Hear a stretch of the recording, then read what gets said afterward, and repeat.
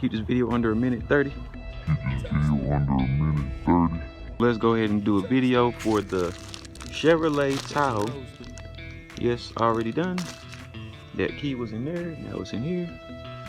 Okay, so lock, unlock, trunk. I hit it twice. There it goes. Oh, I'm acting like the buttons don't work on the screen. Okay, lock, unlock, trunk.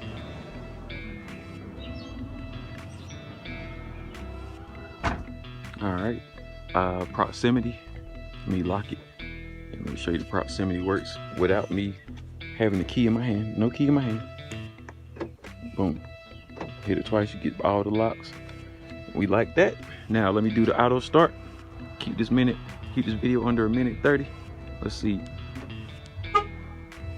Remote start button.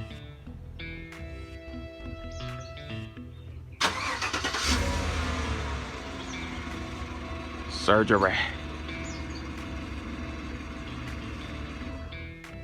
Surgery.